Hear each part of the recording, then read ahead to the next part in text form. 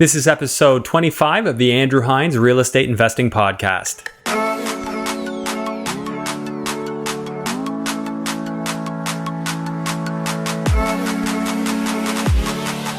Hello and welcome to episode 25 of the Andrew Hines Real Estate Investing Podcast. Today I have Ken Becondam on the show, and Ken is a very interesting real estate investor who is specialized specifically in duplex conversions.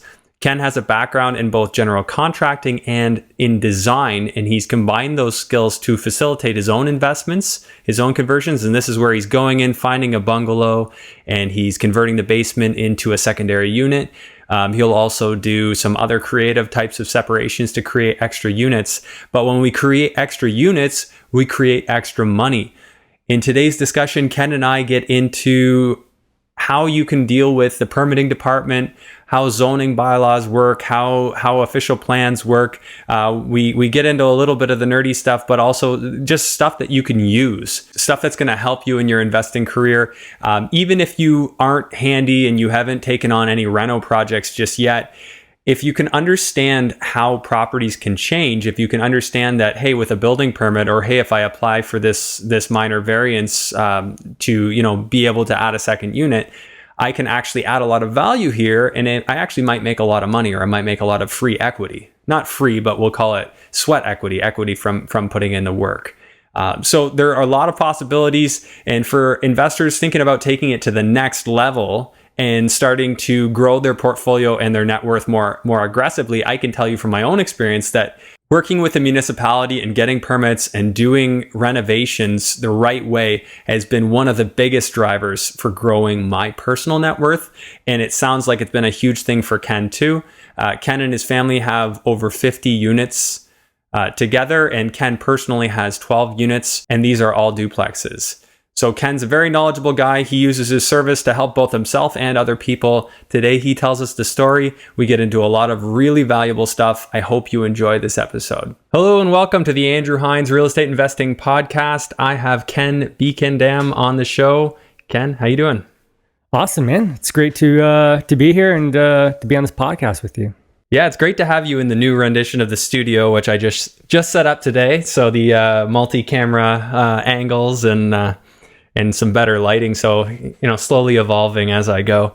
But I've not yet had someone on the show that is into more of the urban planning side of things, helping people get permits, which is just such a huge part of this business, which I have not really dug into at all. And it's a huge part of what I do too. So I thought we could nerd out and and talk about this stuff a little bit. Talking to investors about how it's important to know this stuff, or work with somebody who knows how to get you approvals, how to get you minor variances, all that stuff. So Ken, rather than me rehash what it is you do, because I'm not even fully sure what it is that you do, I have a few little tidbits that I know.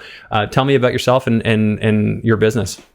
Yeah, so basically, I've kind of evolved into this place I am, where I am right now, as far as helping investors with their permit work. And dealing with the cities and trying to get projects approved and through. So kind of to step back a bit, so I grew up in a real estate family. My dad was buying investment properties since he was in his early 20s. And so we always had properties around. And I remember as a kid, going out to some of the properties and just helping, clean up in between tenants. And there's a lot of carpet, back in those days, and sort of steam cleaning carpets and stripping wallpaper and painting. And so that's kind of like my childhood growing up, was just kind of having these properties around. So, as I grew up, kind of became of age, then I started kind of buying my own properties. And so now, I'm managing, my dad's properties. I'm also managing my own properties, and helping my brothers and stuff with some of their investment properties. So, and so, we've kind of developed, a decent size, portfolio to where we're at now. And so that allowed me to be able to move full time into real estate investing, just coming up on 2 years now. You're a full-time investor? Yeah. Okay, so tell me what your average day looks like. So my average day. Okay, so my average day. So I'm usually out of the house by 8:30 in the morning, and we do live on a hobby farm. So I got about half hour worth of some chores to do around the farm. I gotta let the animals out, feed them, give them water, hay. Make sure they're all good to go for the day. And then I'm on the road by 9. So from there, I could be heading out to one of our projects that we're renovating. Checking in on the guys, seeing, make sure the projects are going smoothly, answer any questions. These are your projects or clients' projects? Both actually. So, like I think we're on 7 different houses right now renovating.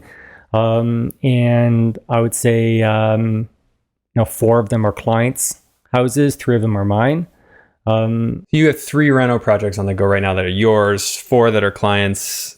What are the nature of these renos? So these are all duplex conversions. So duplex conversions. Yeah. That's okay. So that's your bread and butter, doing the duplex conversions. Yeah, one of them is one of our a triplex building, like an older. It used to be a corner variety store, but now we've made it into a triplex. And so we're just renovating the main floor ground unit. So it's not really a conversion; it's just kind of renovating one of our existing properties. But yeah, so they're basically like. We've really been doing a lot of duplex conversions. Seems to be the name of the game right now. Yeah, that's so for those who aren't familiar with the Hamilton area, it's really common in Hamilton to take like a 1,000 square foot bungalow, maybe a little bit more ideally, and basically finish a secondary unit in the basement, usually 2-bed, I would think. Yeah, like it's some cities only allow 2-bedroom basement suites. Like Brantford has a bylaw which only permits 2 bedrooms in the basement. Hamilton doesn't have a bylaw provision that limits the amount of bedrooms for the basement. So a lot of investors are trying to squeeze in 3, to get the added rent. Right, and I think that we'll talk about ideal layout as we go. But I want to press a little bit more on you and what it is that you're doing, so that our listeners and viewers can get an idea for, how Ken's involved in this and how involved you are as a real estate investor. So when did you buy your first property? So I started buying my own properties back in 2010. Bought my first condo. Was actually I was still in my last year of university, and I actually went to school in the States in Michigan. So I spent 4 years down there, and but I did buy a condo up here in Brantford. And so it's just my first foray into real estate investing.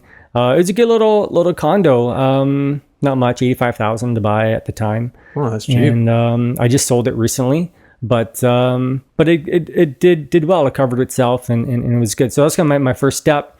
Then when my wife and I got married, we were looking for our first home as a couple. So we bought a little bungalow by McMaster in Hamilton, McMaster University, and so Hamilton, West Hamilton. And so very first thing, we're looking for a bungalow to convert to put a basement apartment in. So this was in 2012. So 2012 was my first kind of what we would commonly call now duplex conversions and basement apartments and stuff like that. Like I remember doing basement apartments back with my dad, 15 years ago. But back then, like nothing was really being done with permits because it was much more difficult with the municipalities to legally convert. Yeah, they didn't like them. There was no real. I remember in London, because that was kind of my stomping ground for a long time. Is the idea of being able to add a second unit in our single family residential zone was preposterous and never going to happen until July 31st, 2017, where the floodgates opened. Yeah. So are you primarily based in Hamilton or Brantford? Which one's? So I live in Brant County, which is basically right in between Brantford and Hamilton. Okay, so you're servicing both. Yeah, okay. That's kind of my main stomping ground is Brantford and Hamilton areas. I do travel further for permit work. So like I do go up to St. Catharines and Barrie and London. Basically an hour and a half radius of Brantford. I'll go up. I've done stuff some permit work up in Barrie, but yeah, I try and just stay around close to home. Okay. So you said it was 2012 that you bought near McMaster. Yeah. And you converted it. Was that done with permit? No. No. Okay. So that was just let's get it done. What next? That was your home, right? You had a unit. Yeah. So we rented out the basement to some students, and then basically a year later we bought another one, and a year after that we bought another one, in the same neighborhood. Okay. So student rentals then. Yeah. Everything. Yeah. Were they all converted into multi-unit? Or yeah. So two of them were converted into duplexes. One and those the next two we did do it with permits. Okay. But our first one we didn't. Okay, so you started doing it. When I say a permit, like we did pull a permit for a basement, a finished basement. Okay. But it wasn't a permit for like a duplex. Well, this is interesting. So, I mean, obviously for our friends in the States, every municipality is a little bit different, but the governing rules at the top are going to be a bit different too, as to, what you can get away with and what you can't. Now, I know here in Ontario, if you have like a house set up as two separate units, I've heard people say that as far as leasing goes, you can actually lease them separately as long as the lease terms coincide. So the start date, end date, as long as basically the terms on the lease are the same. I don't know if you've heard that. I've never tried it. I'd definitely be interested in knowing more. Yeah, I've never really heard of that here. Like if they're two separate units, they're two separate units. They can be completely different leases. Yeah, no, I'm saying if they weren't legally two separate units, right? Because you're talking when you have illegal unit, now the enforceability of a lease becomes a whole other muddy area. Now, this is why I've never gotten into illegal units, but I'm sure you've seen a lot of it in your business and how that works from a rental standpoint. I've never really seen that being an issue. You've never seen it an issue? No. Okay. No, I've personally, I haven't seen it. No, that's good. But I'm not a paralegal, so I don't we can't give legal advice. Don't take my advice on that. But what are your thoughts on doing illegal units? Like illegal units? Yeah. Well, like I think these days, the province and the municipalities are making it much easier to legalize, and to go ahead and do a renovation without a permit now is kind of an old school way of thinking. And from what I can see, it's a lack of knowledge around the whole permit process, the whole building, the building code, bylaws. So, people who don't want to pull a permit, they're afraid of getting caught or the unknowns or the extra expense. Yeah. And the reality is that if you're going to renovate properly, like if you're going to, get a good contractor in there, if you're going to build like you should, it shouldn't cost you any more to build with a permit or without a permit if you're building correctly, except for the cost of the permit, obviously. Right. And there's a certain, well, there's not a certain risk. There's a massive risk to doing it without a permit because, I mean, this is why I've not done that. Because I used to look at, well, what if I could add an extra bedroom that's not legal? What if I, do something, you do your 5 bedrooms in London with a permit and then maybe add an extra bedroom illegally. Like one, they could come in and say, that's not a bedroom. You can't use it anymore. You get, basically a bylaw enforcement officer tell you to stop. So you get that. Now, how much money have you spent finishing an area, right? Have you spent $20,000 of extra money doing that when it's not usable? So to me, I think that the biggest risk with this stuff is you're basically putting yourself in a position where you may or may not really have something. You may or may not really have something that a buyer one day should ever actually place any value on. Yeah, like the biggest problem, I see is people don't think about it at the time when they buy the house about the permit, but when they go to sell the house, it's an issue. Mm-hmm. Because the potential buyer could say, I want to see a permit. Like an educated buyer will say, I like to see the permit for that in-law suite that you claim you have, right? And like they could be asking for more money on the house because it has this income suite. But if it's not a legal suite, it's not legal income. So then it's just a finished basement, right? So then with maybe like a kitchen, which is not a bad thing. Yeah. So like, again, like house sales are still driven by, market comparables and stuff like that, right? And as long as people keep, paying full price for these finished basement in-law suites, like we're not going to see the added value for a legal suite, until the public is educated on the difference, right? And there's a huge difference. There is a huge difference, and this is why I brought this up, and I probably didn't segue into this conversation the best I could have, but I've seen it so many times, and I wanted to ask you about that is what you're seeing, because I've looked at properties throughout Hamilton. You know, it's a triplex, and the realtors list it, triplex, they value it, at a 4% cap rate or whatever. And I'm like, 4% cap rate for an illegal unit. Like, I did the research, I looked up the bylaws, doesn't conform, the city doesn't recognize it. And they're selling it as if it's authentic. They're selling it as if it's a legal unit. And so the problem is that there's buyers out there who, one, just don't know, right? So they go ahead and they buy it as an investor or an uneducated investor. And then, hopefully nothing happens. But, all of a sudden, like a week after they purchased the thing, there's a notice to comply on the door because a neighbor's complaining or something. And then they're like, what the heck? I thought this was a legal 3-unit, and they only find out it's a legal single family home, and the zoning only permits 2 units. So now they're trying to have to bring this thing into compliance, and it just becomes messy, right? Like, I was helping a guy downtown Hamilton. He had a 4-plex. There's 4 units in this downtown Century home, and the zoning only permitted single family homes. Now we could convert under Section 19, which allowed 2 units. So we had to show on paper how this 4-unit is actually only operating as a 2-unit, and so it gets very complicated, and there's parking issues and all sorts of. I'm curious, how do you do that? And this is something else I was trying to, and I did poorly earlier, like try and segue into this as well. But you can have something set up as 2 separate units as long as the door that in between them doesn't lock, right?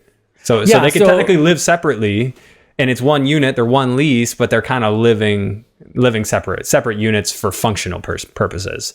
Yeah, functionally, like, so basically, say if it's a 4-level house, like, so each level's a unit, right, in this case. And so we had to show the basement and the main floor is 1 unit, and then the second floor and the third floor, or the second floor and the attic, I suppose, as the other unit, right? So then the stairwell it's going between, we had to put fire doors on and stuff.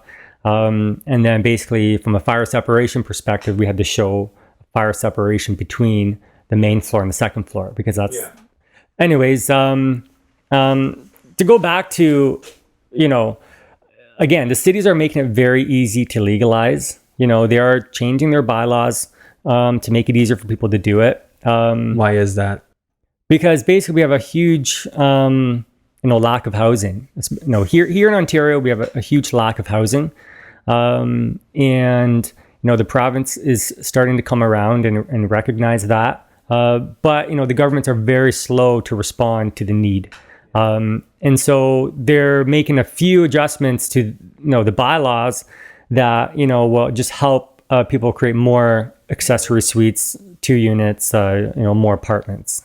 Hey guys, just wanted to hit pause on the episode for a second here and ask you to please take a moment and subscribe, rate, and review this podcast on Apple Podcasts. So please just hit that pause button. Please make sure you give it a 5-star review. I'd really appreciate it. It's going to help more people to find this podcast and benefit from it as well. So my understanding, and you may know the specifics of it better, but it was like maybe like 7 years ago, that the province passed a bill that said that the municipalities, so all the different cities, had to allow secondary dwelling units in single residential zones. And they had X number of years to do it. And I think that 2017 was the deadline in Ontario. So I believe in pretty well any municipality you look now, there should be some sort of bylaw that allows for you to add a secondary dwelling unit. Do you know if that's entirely correct? Yeah, I think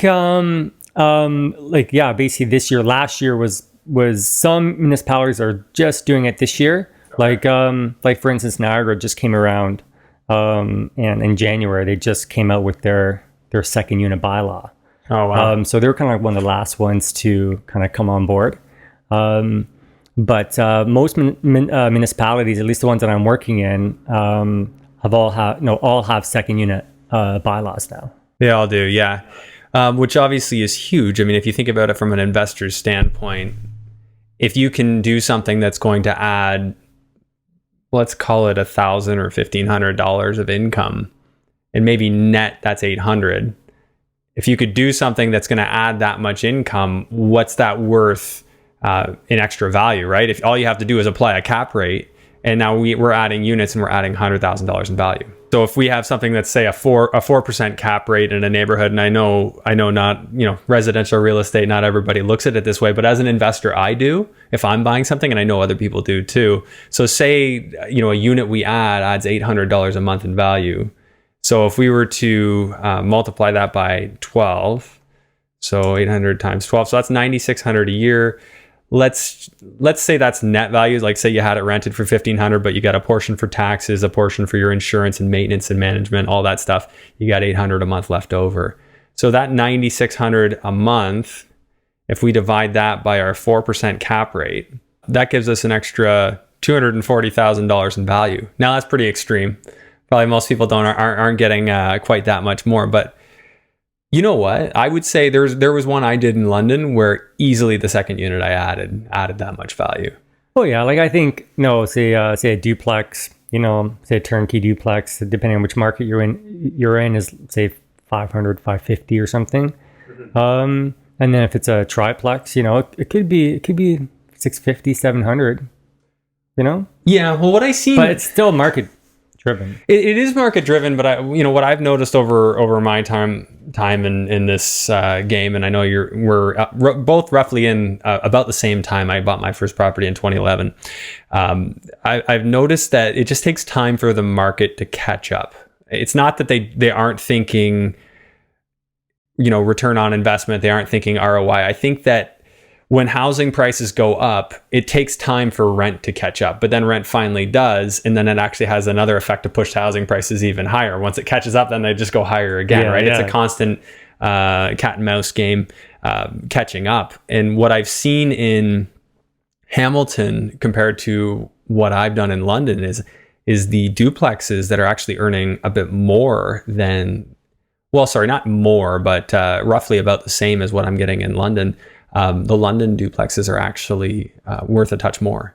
So, which you wouldn't think, because London, for those who aren't familiar with the area, London is typically lagged behind Hamilton. But I've seen stuff sell, but they weren't up down. They were front back. They were semi-detached. So there was basically a second unit in the backyard, and I actually just finished one. I had it appraised at $655,000. Oh, awesome! Yeah. And that one is rented for just short of $3,500 plus utilities. Okay. Yeah, that's like Brantford. We're getting about $3,200, and that's just like an up-down bungalow duplex. Man, that'd be a lot easier than building a giant 1,000 square foot addition in the backyard.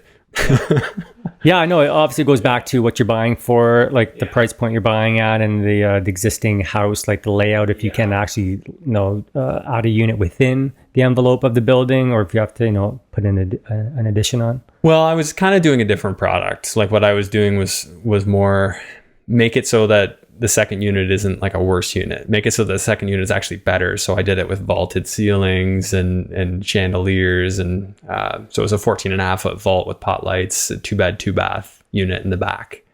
And the reason I didn't do 3 or try for 3 beds is the most you can do in London is 5 bedrooms across both units. Oh, okay. So I actually ended up making the existing house less bedrooms. And I took some of those bedrooms and put them over into the addition, which is the separate unit. And maybe I'll post some pictures of this. If you're on the YouTube version, you can see some pictures of the one I'm referring to. And I'd certainly love some pictures of some of yours. We'll find a way to sneak them in here. But yeah, so that, I guess it's just a slightly different product. But so you're typically doing the up-down. Yeah, the stuff that I'm personally involved in, from stuff that I'm buying and renovating myself or from our clients, most of the houses are your typical bungalow up-down conversion. Like I'm doing one right now, which is a vertical split. We're doing front to back. Okay, so a front and back split. Now, why would you have chosen to do that instead of? Well, so this was a story and a half. So we did the front and the second floor as one unit, and we did the back and the basement as the other unit. So just the way the house separates and divides in the best, most efficient manner, right? So it's all about being creative, like looking for opportunities where others don't see them. Looking at a house and seeing how you can convert into 2 units, and it could be up down, it could be front to back, it could be side by side. there's lots of different ways of trying to convert an existing house. Yeah. And I guess in terms of area of fire separation, it's not really any more or less doing it vertical versus a horizontal split. Yeah, you still have to provide that continuous fire separation between the units, right? And and that's easier said than done. There's it can be more challenging when say if you have a 2-story section of the house, and then you have a 1-story section, and then you have this attic above the 1-story section that's connecting into the other space there. So sometimes you have to get up into the attic to like install fire separation, which can be a bit of a pain, right? Than working just across the basement ceiling in a typical bungalow conversion. So like there are different challenges with fire separation with these conversion projects. I would say that's probably the number one area of struggle with a lot of contractors, is getting that fire separation in and getting it done properly and getting it passed. Absolutely. And it's definitely a challenge.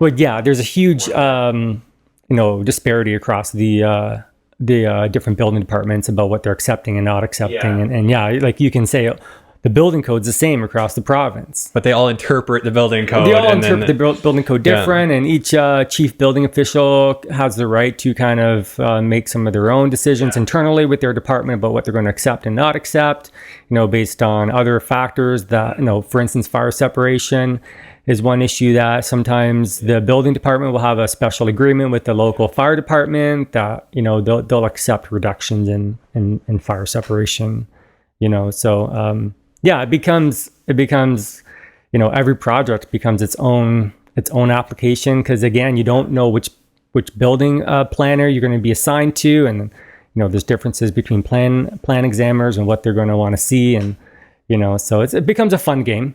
Yeah.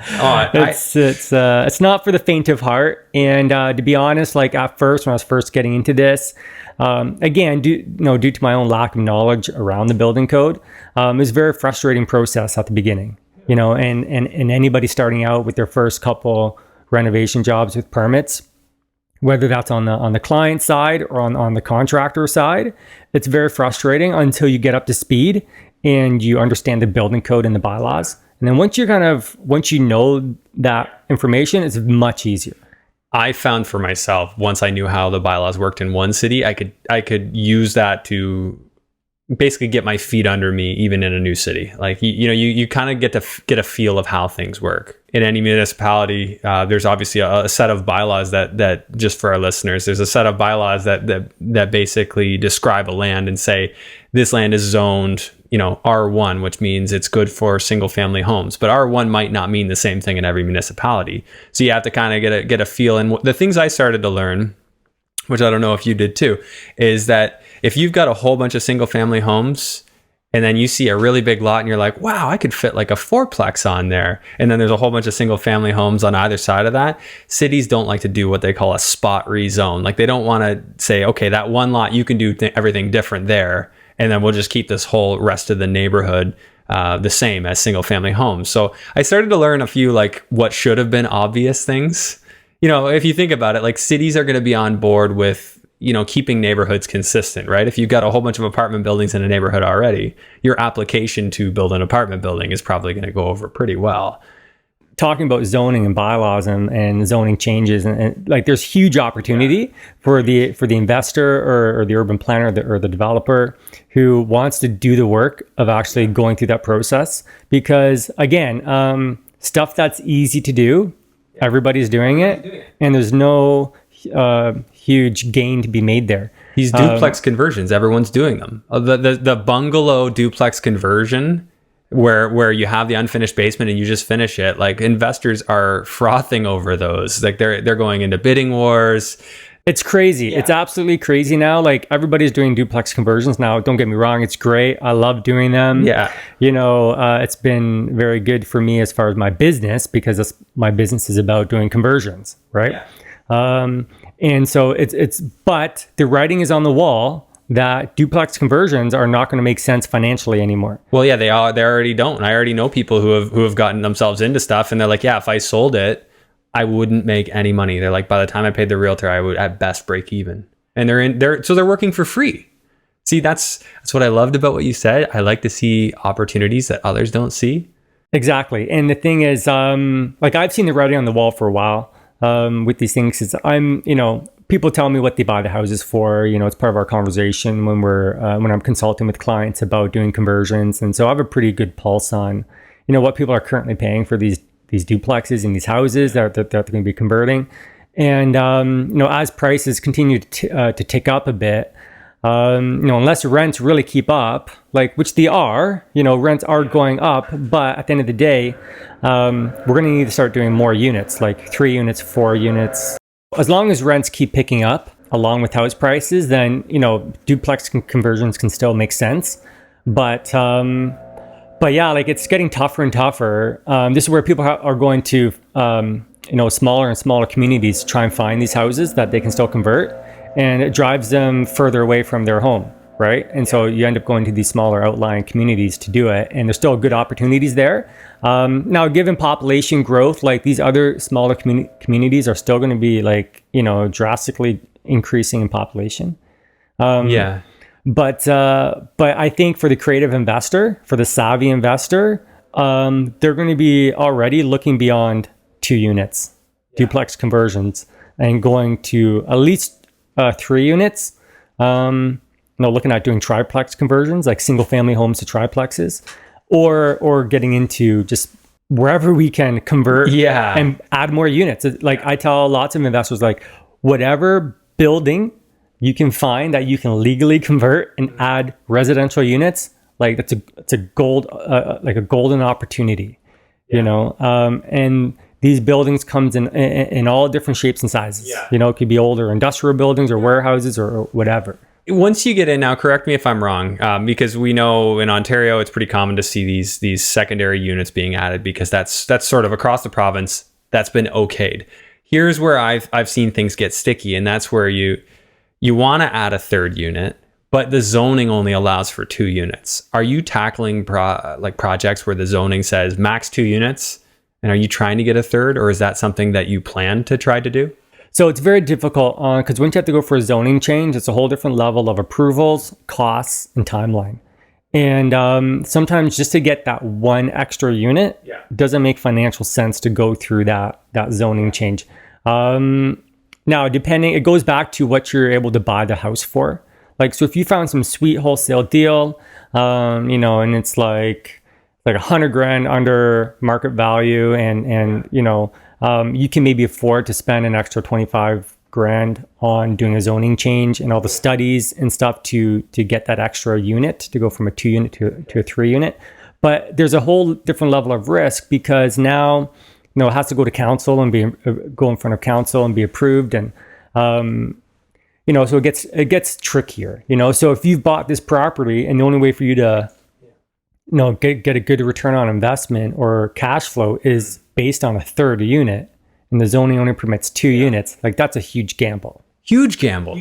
I love this. This is the conversation I wanted to get into, is how do you decide which fights to pick? And in my mind, and I know it shouldn't be, but there's this process for our listeners who aren't familiar. There's this process called a minor variance process. And that's when you want to get an approval for, say, adding a 2nd unit, but maybe you needed room to have parking in the backyard, but you didn't. So now you need to have a parking space in the front yard. The zoning bylaw says you can't do that. But if you go in for a minor variance, you can apply basically, and you can have council decide whether or not they're going to let you do that. So basically what happens is there's a mailing, it goes out to the neighborhood around your house, and then the neighbors can come out and they can say their piece. City staff says their piece. So the people in the zoning department, people in building department, they all say their piece. Usually they would probably support that. Maybe zoning say, well, we don't like it, but given the area, we'll support it. So basically what the committee has to do is they have to decide, are we going to approve it or not? And they're looking at, okay, what did staff say? Staff liked it overall, and then the neighbor Mary doesn't like it, but she didn't have a very good argument. Okay, we'll approve it today. But I've been in a meeting where they're just like, no, never going to happen. We don't see it this way. Like, we just don't want that, So you could literally have somebody wake up on the wrong side of bed and sway that committee to go the other way. So your whole plan A was, I'm going to get that second unit because this is easy, right? This makes so much sense. Of course they're going to approve this. It's so minor. I just, I'm 1 foot off on my setback on this one side, and I want to go in for that minor variance. Like, this is where it's important to, again, if you bought this property and the only way for you to get your return on investment is this additional suite, and you're banking on a minor variance, like, there's just an extra level of risk there. Right. Yeah. So, because the problem is, if you can't get the minor variance, you can't apply for the building permit. Yeah. You can't get your legal status. Yeah. Right. But I do know there is opportunity there for these investors, if they're willing to put in the work and to take an extra level of risk, to go through the minor variance process or to go through a zoning change to get more units. Like, there can be a huge return on investment there in the end. But for a first time investor, I wouldn't necessarily recommend that because it's an extra level of risk. And it depends on which city you're operating in. Because some cities, the minor variance process, like for parking, is a pretty routine variance and is more automatic, as far as being kind of rubber stamped and approved, right? Some cities, it's more challenging. Like St. Catharines is a very tough city for minor variances. Like, they're just not really supportive overall of duplex conversions. Hamilton is very supportive. So the minor variance process in Hamilton is much simpler, especially for parking or unit size. Like I just went through minor variance for a unit size to go from, so in Hamilton, the minimum unit size is 700 square feet. So I just went through minor variance and we got it down to 497 square feet for a duplex conversion. And the other unit was only 600 square feet. You got them to approve that. So they approved it. Yeah. So I would have, in the past, looking at these, I've specifically looked at these and I've seen, okay, well, the basement would be under 700. 700 is the minimum, right? Yeah. Like, it would be under 700. No, I'm not looking at this project. And that's where the opportunity is. If you're the guy that knows Ken and Ken knows how to get these things approved, it still does not give a guarantee. But if you know good people who know how to get things done, then all of a sudden now you can see opportunity where others are not willing. Yeah, absolutely. Like this, these, all of a sudden, your eyes are open to a whole street of houses that you could buy and convert that nobody else is looking at because, they're afraid to go through the minor variance process. Yes. So learning a skill and learning and not being afraid of this is huge. I'll give you a similar story. So I had to deal with the heritage department in London because this whole area was designated as a heritage area, even though this area was a joke, like just should never have been a heritage area. But there's a long story, which I could tell another day, of how it got that way. But anyway, so it was like one side of the road or the other. If you're on the east side of Warncliffe, no one touches it because they know that it's a fight that they don't want to pick. And then on the west side of Warncliffe, it's like every other house is being ripped to shreds and rebuilt, like, because they'll rip off the siding, but in the heritage area you can't. So I saw this house come up for this price and I'm like, holy crap, like, to get this house on the other side of that road would cost me another $80,000. So I'm like, what if I could still get this through? And I had already had an encounter with the heritage department and I learned how they work a little bit, made friends with the heritage planner. They're right at the top. Guy liked me right off the bat, and because I was always just asking him questions and just tried to respect his authority. And I brought him a proposal. I said, hey, would this work if I wanted to do this? And it turned out that because the house was in this neighborhood, it was heritage, but because the house already had vinyl windows and vinyl siding, I could replace it with vinyl windows and vinyl siding. Whereas if it had wood windows and wood siding, I would have had to replace it with wood and wood or keep it. So you can't change. You can go like for like. So I put in a conditional offer to the seller and I said, I need you guys to give me 4 weeks. Like, what seller is going to give you 4 weeks? So I'm like, I'll put down 10 grand. If I don't firm up, you keep $5,000. So I don't want to waste 5,000. So I put 5,000 on the line, and then I had all my planning costs. But after my conversation, I was very confident I'd get it done. And sure enough, I went through the process. Within 3 weeks, I had my approval. They said, you can do it. And that was the single most profitable project I've ever done. Just by seeing a project, seeing an opportunity that other people would have said, like they would have seen it, they'd be like, not doing that, not going there. Right. So, I mean, I know it's a little bit tangent, but yeah, being able to see that value and turn it into a real win. I can't think of a better example of what I've personally done. Have you seen things like that in your travels as well, Ken? Absolutely. Like, again, the investor who wants to do the extra hard work and go through some of these, different application processes and variances or zoning changes. Like there's a huge opportunity there. And I look at it now, sometimes I feel like I have a bit of insider knowledge on some of this stuff, right? Because now I can go to different cities and look at different parts of the city and different types of housing stock and be like, I could easily convert that thing, and I know I would need a minor variance for it or what have you. But I know this particular committee of adjustment, and I know that they would look favorably upon this, right? If everyone just followed the zoning bylaw, like we wouldn't have the big major developments that we see happening. We wouldn't see changes happening within the city. And so it takes investors, it takes developers who are willing to basically, quote unquote, kind of fight the city and challenge the city on their own bylaws in order for us to continue to grow as a city and provide more housing stock and all this kind of stuff. But there's a responsible and an irresponsible way of approaching that, absolutely. Right? Because the responsible, going back to my example, the responsible way was I only risked $5,000. If I'd bought that house and they said no, well, now I'm in a neighborhood that no one wants to buy in because they're afraid of heritage control. You know what I mean? I would have lost money. I would interest, closing costs, land transfer tax. I would have lost way more money than that. Like you start on smaller types of projects that you understand a bit more easier. Like so, you start with a small minor variance for parking on a duplex conversion on Hamilton Mountain on a bungalow, right? A very easy kind of thing to get your head around. Not too much risk there, but there's a little bit of risk there.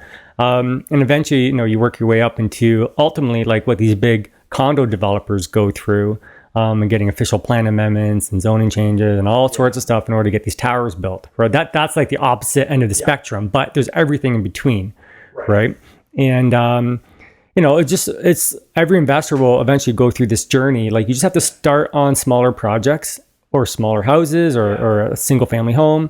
And you work your way up into, duplexes and triplexes in a 6 unit or a 10 unit or a 12 unit or 30 unit apartment building, so.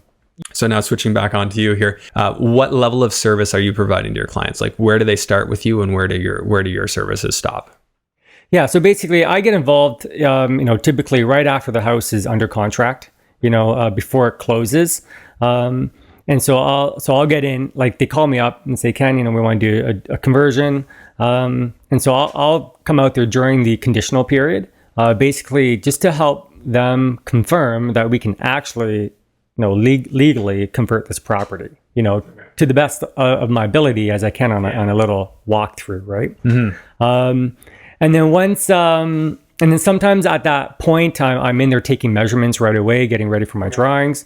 And so I basically will take them through the permit process, getting all the floor plans done, the elevations, the construction details, all that kind of stuff ready so that, we can submit it to the city and then give the drawings to the contractor to quote for the renovation work. So I typically will take it all the way through the city process until we get the approved building permit in our hands. Okay. So you're kind of general contracting the design and approval process.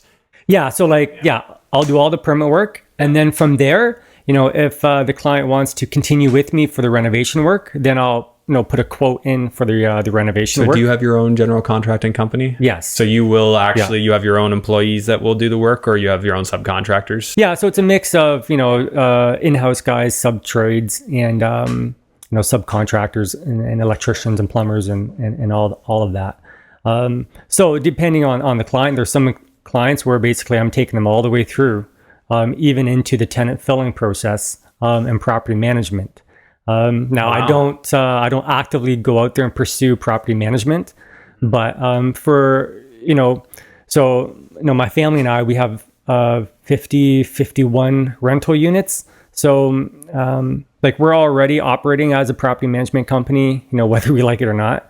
As long as we're going to continue to buy rental properties, we're going to be getting more and more tenants. So for some select clients, who are doing the permits with me, the renovation work with me, depending if they're live in the city or if they're from outside of the city, I'll go the extra step and help them fill the unit. And for a couple clients, we've evolved into a property management agreement in the end. Yeah, but for most people, it's just permits or renovations. Yeah, they want you to probably take them through the hard part. Like I know if I hadn't been through the planning process and approvals for permits, I would probably want somebody like you to just get it done for me. Yeah, and having being a contractor as well, it's I was a designer, and then then I started a construction company, and then I kind of went back to designing, and so I kind of have skills in both fields. Okay. So it really helps on the permit side, to just make accurate drawings that contractors can read and understand and ultimately build. And my focus and specialty is on conversions, duplex conversions. So smaller buildings, smaller houses. And so it's, I think it works well. It's been working well for my clients and my contractors and trades that I work with. Just to get just good drawings that show the information properly for people to build. Yeah. Well, here's the other thing. Working with somebody who does a good job of drawings is, are they speccing out the cheapest material that satisfies the requirement too, right? How many times do I see plywood being called for when OSB would have done? And for those who aren't familiar with that, OSB is like the chipboard. It's still strong. It'll get it done, but it might be 20-30% cheaper than plywood, maybe even 40% sometimes. And, I've seen designers cost a lot of money by calling for the wrong materials or unnecessary materials. They're just wasting money. Absolutely. And this kind of goes down a different road. Just speaking to why it's good to have a designer who knows how to make a good plan that works, you're not going to have problems with, and it's not going to waste your money. So this is where I would suggest to people is to, when you're seeking out a designer or an architect or an engineer, is to find those guys or girls out there who have construction experience. Because there is a whole field of architects and engineers out there who aren't really active in the construction industry. Yeah. And so when they don't have a pulse on the cost of construction, and kind of what it takes to implement some of these projects. Yeah. And, I've seen it with various designers and stuff like that too. They're great designers, but you can't build their designs. It's way too complicated. They don't realize in practice how hard it's going to be to put it together. Yeah. It makes sense on paper. Yeah. So this is where just, finding people who have experience in both fields, because, primarily duplex conversions, you're working on existing houses. It's not new construction. And you're doing just a lot of renovation work, right? And so the drawings, have to be detailed enough that, it will pass the planning department as far as what the city wants to see, but still simple enough that your everyday contractor, investor, or homeowner can easily understand what's going on.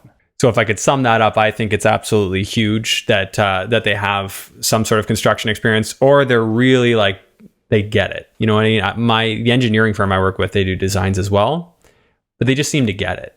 They know that, you want to call for the cheaper material generally. But yeah, I definitely do see some things that they do wrong.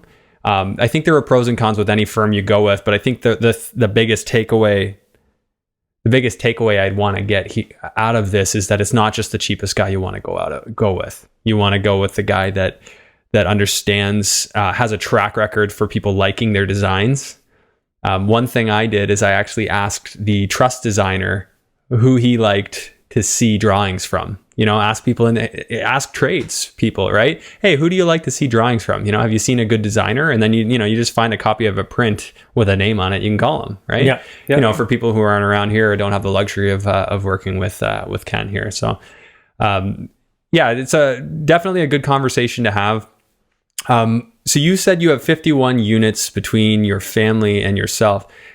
How many units are you at personally with what you've done, starting in 2010 when you bought your first one? So like how many doors? Sure, doors or properties, whatever way is easier to describe it for you. Got to count now. Ballpark's okay too. 12? So you're at 12 units right now? Yeah. Okay, so 12 units. What's the main type of property? Are they all like residential duplexes? Yeah. Basically all duplexes. So, and students, families, or a mix? No, I got some McMaster rentals. So I have, I got like 18 students I rent to. Okay. But just, it's all bungalow conversions is all that I personally own is bungalow conversions. Yeah. Is your cash flow strong? And so it's mainly Hamilton market, right? Brantford and Hale. I got bungalows in both cities. Bungalows in both. Probably cash flow is a little stronger in Brantford, is it?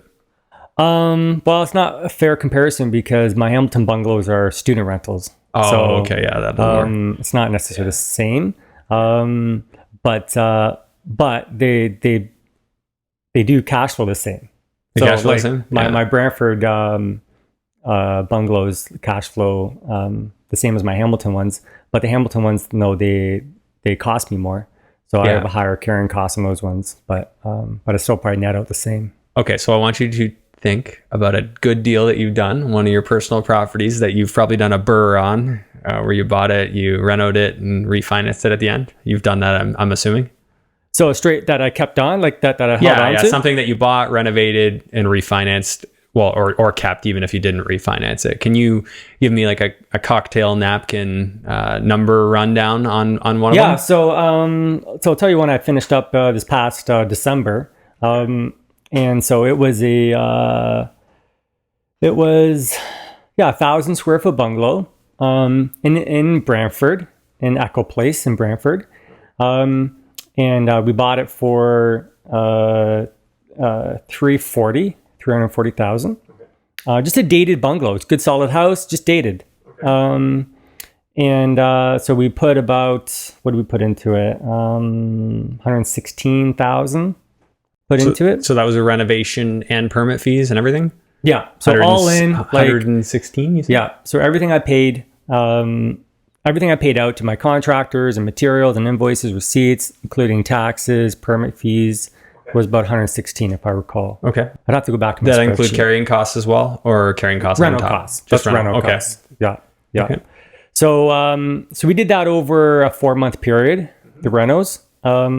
And then basically we had a month of showings. So it's a 3-bedroom main floor unit and a 2-bedroom basement unit. Fully separated. We separated all the utilities as well. Separate heating systems. Oh, beautiful. Utility like hydro, and we separated water. Yeah.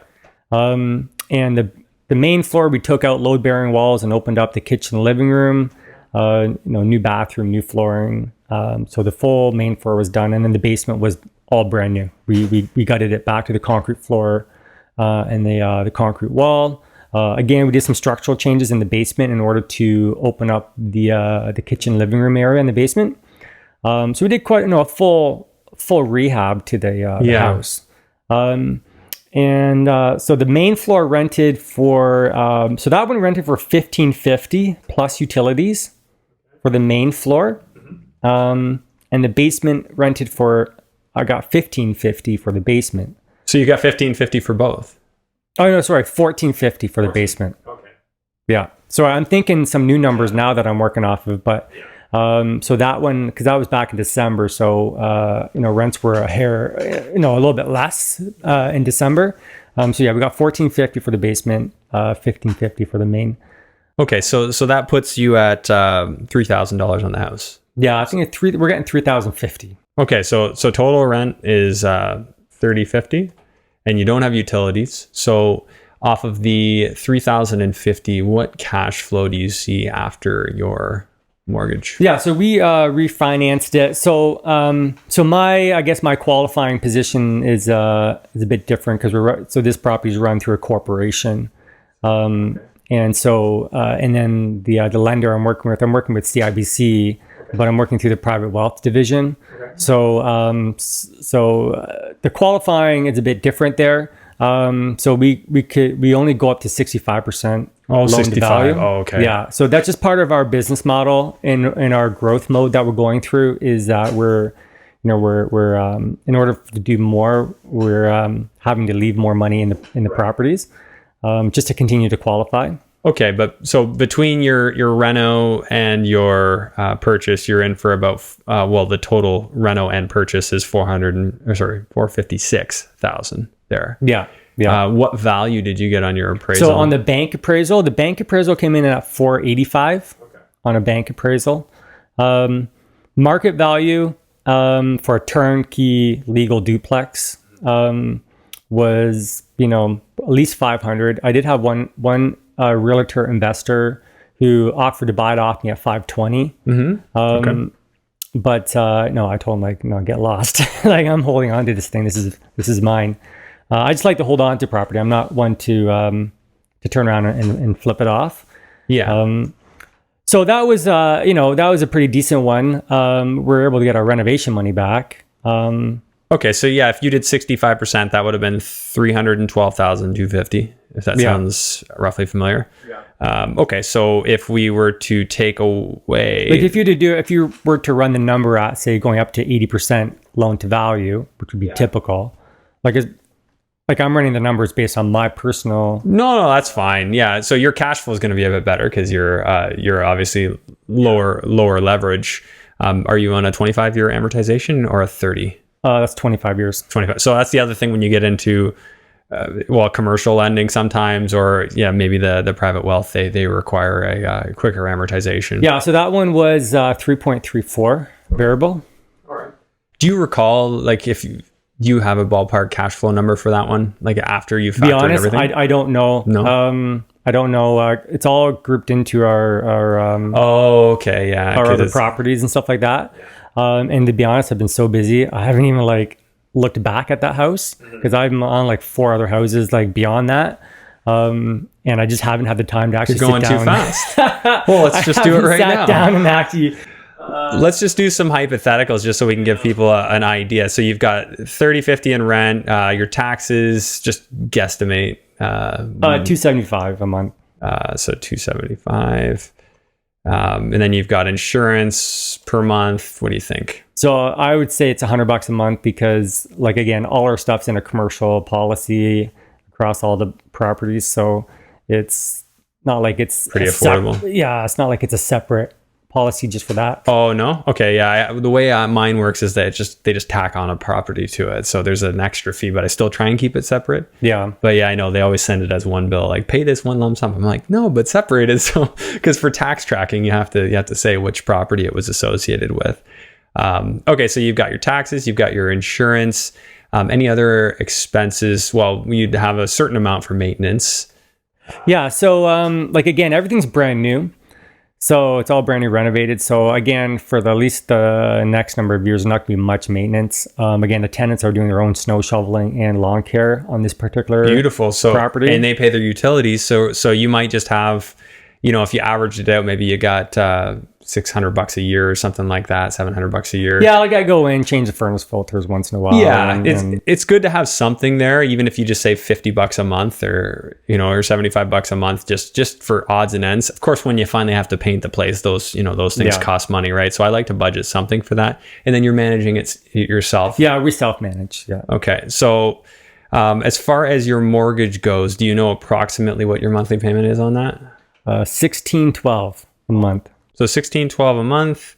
So $30-50 minus the sum of all those expenses. Do you want to know what your cash flow is, Ken? It should be around $1,000, but yeah, you could have just said that. I was trying to make sure you did your math right. Yeah, so I got 900. No, I have a good sense. I have a good sense for where my properties are operating at. I've done enough of them to. I know that they're going to be, $800, $900, $1,000, sometimes $1,200. But like I said, I've been so busy, I haven't even sat down to even run some of the numbers, the finished numbers on these properties. Although I know in my gut where they're at, every once in a while I like to sit down and I like to just see exactly where it's at, and then I feel a little disappointed. I'm like, man, I want that higher. Yeah. It's good motivation. Okay, so I like to break down the return. If you've listened to a few of the episodes, you'll know like occasionally I like to really dig into the numbers and I haven't done it in a while, so this is a good opportunity. So when calculating the return, there's obviously a few different ways that that you're winning. One of those ways is obviously your cash flow. So on an annual basis in this scenario, your cash flow is, so the 988 times 12, so it's about 12 grand a year. Then I like to say appreciation. Usually I just go with like 3%, nothing too crazy. Say you're starting at a $500,000 value, and we're going up 3% a year, 15,000. And then mortgage pay down, I usually just go with 3 or 4% of the principal amount, because that's usually a good ballpark. In your case, because you have the faster amortization, I'm going to say that's 4%. 0.04 times your mortgage, which was $315 to start. You're actually returning about $40,000 a year on this property, and that $40,000 a year, if we divide that by your investment, your net investment, which is $140,000 after we factor your mortgage, you are getting 28% return on your money. Yeah, that's pretty typical for these types of bungalows. Like, I had some that have come in at 30, 34%, 40%. Yeah, it depends. It goes back to, how much you're buying, how much you're putting into it, the renos, your financing condition, position, what types of rates you're getting, terms, Well, you could drastically increase that number if you get 80% financing, but you're so far along in this game. Like you're already, past where residential lending is really going to look at you. Yeah, absolutely. Yeah, they don't look at me anymore, which is sad, because you think that, you would think that these, big five banks would want to work with more established investors. Like it's my own beef I have with them. I'm like, guys, like, why don't, like, you guys will give loans all day long to the first time home buyer who only has 5% in the game, 5% down. An experienced investor, who's got a whole bunch of properties and a lot more equity, a lot more experience managing houses, and you won't, you give them only like 65% loan to value. They just act like insurance companies, right? Everything's like, oh, what's our level of risk here? And they're just going based on, well, a lot of people who, they watch a TV show and they're like, hey, I think I want to buy a rental property. And then they do it. And there are people out there who will buy a rental property and they'll mismanage it, and they'll get into a heap of trouble. Their tenant stops paying, and then they stop paying their mortgage on their rental property before they'll stop paying the mortgage on their home. So I guess that's where that logic sort of started. Why they're more happy to lend on a home than they are on a rental property, because they know you care about the home more. But I can see where their logic comes from. It's just a little frustrating because you're obviously a safe bet, but you don't fit inside their mold. So that's where what you're doing, thinking outside the box, going for alternative lending solutions, even if it's in private wealth or commercial lending. So what you can do, you can go to a commercial lending department and you can package up X number of doors. So right now, I think it would need to be at least 5 or more doors. And now that's looked at as commercial. They're not going to give you 80%. They might give you 75%. But that's still good. Yeah, no, like, and these are things that, like right now we're still working with private wealth for a bit for, hopefully a couple more mortgages. They've given me, a couple so far this year. I'm trying to squeeze out a couple more from them. But yeah, no, we're moving on to, the next step is basically the commercial side, like TD commercial or a CIBC commercial. Also looking at these mortgage investment corporations. As well. There's so many sources of financing that are out there if you know what you're doing, and you can come up with a good deal. No, we're ultimately going to be paying higher interest rates, but it's going to allow us to keep growing and doing more properties. And again, this is where I'm looking at my own personal situation. I'm like, okay, seeing the writing on the wall with duplex conversions, and then seeing the writing on the wall with qualifying. Once you get over a certain amount of properties, then it's like you have to look for more creative opportunities to force more cash flow, to force legal cash flow, so legal income, so that you can just keep growing your portfolio. Yeah, absolutely. Legal being the key word there. And I know you had mentioned this to me when we weren't on camera, but banks won't consider your illegal units, right? If you want it's like some lenders will take the income from a lease agreement, even though it's an illegal unit. But some banks, they want to see that as a legal unit, and so sometimes it's a bit different on the purchase side than on the refinance side. So on the refinance side, like it's more important to have that as legal income. Yeah. When you're trying to refinance that property and have it as a legal unit. Yeah, to get value from it. Yeah, I see what you're saying. Because normally when you buy a property, whatever that purchase and sale agreement is written at is what the appraiser will appraise it at. But when you go for a refi, they're really going to look closely at, well, is this legal and what are you getting from it, and all that. And an appraiser is going to want to know that it was done right. Yeah, like the appraiser has to put on his appraisal report, what's the market rent for the property, right? But he can only put on his report what the legal rent is based on the current legal use of the house, right? So if it's a legal single family home, that's all he can put on the appraisal report is $2,500 or whatever it is for the rent. So like sometimes people get kind of stuck on the refinance because they can't refi the property because it's not a legal unit.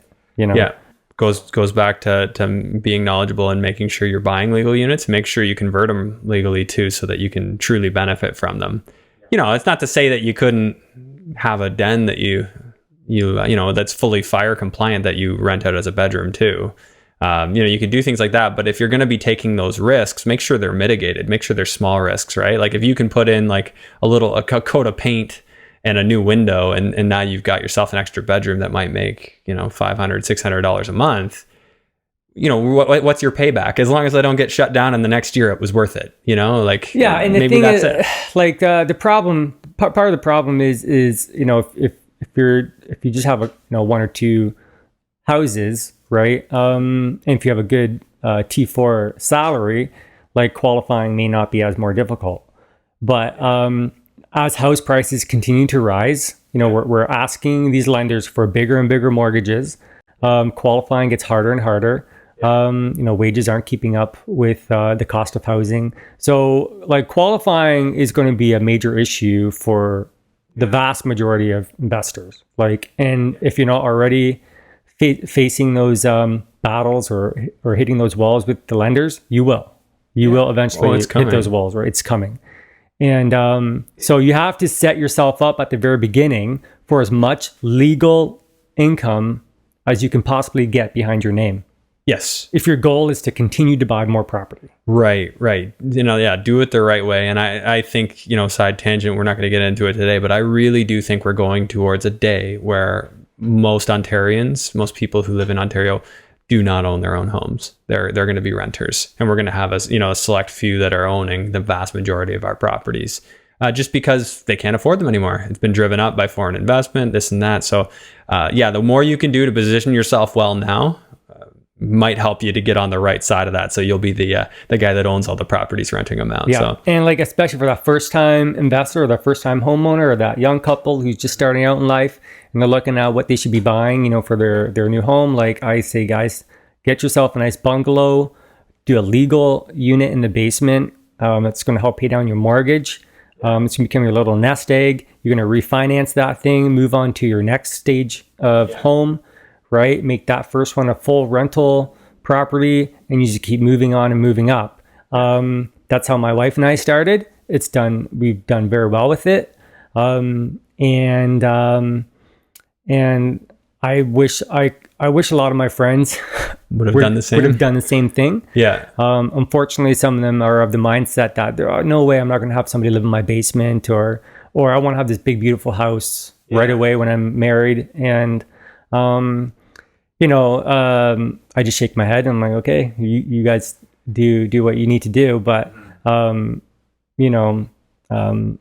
think it's a bad decision. If it were my decision, I would live in something that had a converted unit in it, just for that exact reason. Like if I'd rather let somebody else pay down my mortgage, be able to write off a certain portion as tax deductible. There's so many benefits to that. And well, we all have spouses that we need to get on board with things. So and like people have to get over the fact that this first house that they're investing into or buying into is not going to be their forever home. Yeah, maybe for some people it is their forever home, but for a lot of people, like, they are eventually going to move on to another house, right?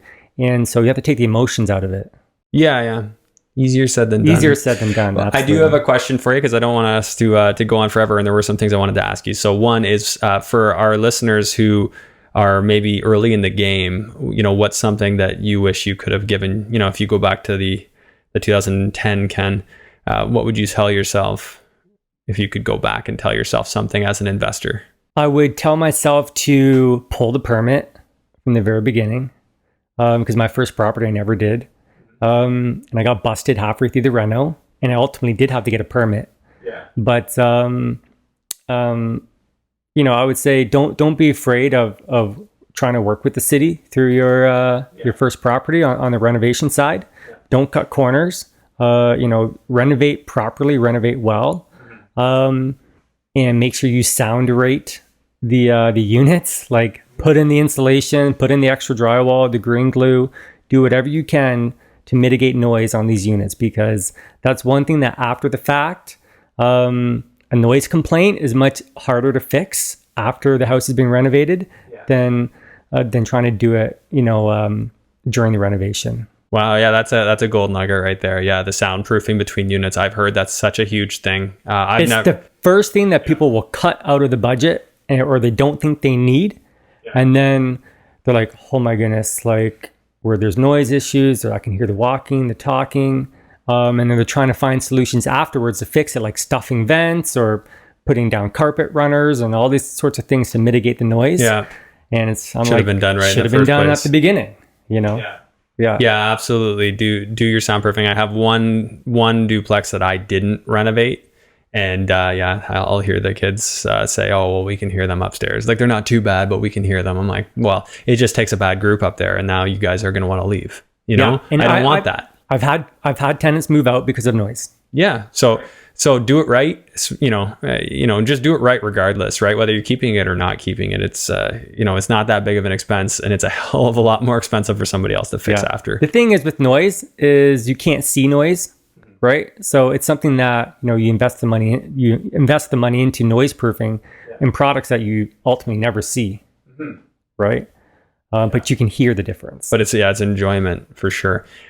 What's one thing you would tell your just to anyone, doesn't have to be just you, but somebody getting started or early on, they haven't yet tackled the permit side of things. They haven't yet done it. What would you tell them not to do? I mean, aside from not getting a permit, what else would you tell them? Don't do this.